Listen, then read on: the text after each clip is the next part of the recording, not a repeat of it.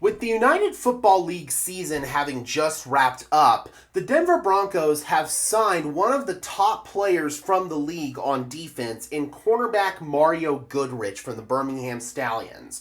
This is the second year in a row that the Denver Broncos have brought in a former Birmingham Stallions player. Last season, it worked out quite well for them with Dondre Tillman. He produced 5 sacks as a rotational edge rusher, and the Denver Broncos got a positive return on investment.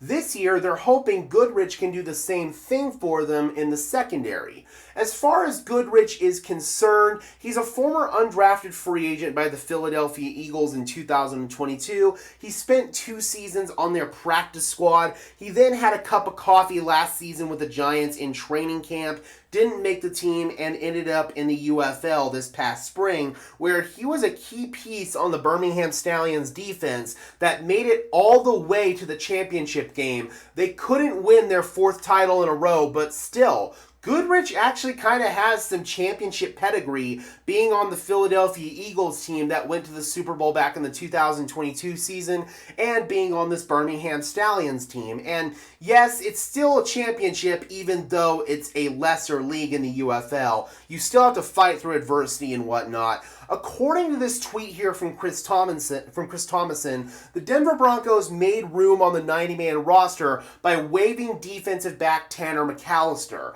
McAllister got into 3 games last year while being mostly on the practice squad. He did have some impressive plays, so I'm a little surprised that they chose to move on from him as opposed to maybe some of the other guys who are a little bit more unproven, but probably it was a situation where the Broncos were like, all right, we already know what we have in McAllister. He's probably hit his ceiling on this team. Let's give that opportunity to somebody else who can maybe have a higher ceiling. And they're thinking that Goodrich might be able to fit that bill. As far as his stats in the UFL, honestly, on paper, they're not that impressive. 16 total tackles, but according to people who covered the UFL, he was actually a key piece on that Birmingham Stallions defense. So even though he didn't get any interceptions and only had 16 total tackles, he was still a key piece out there. And when you look at the PFF grades, he was tied for the 21st best corner in the NFL,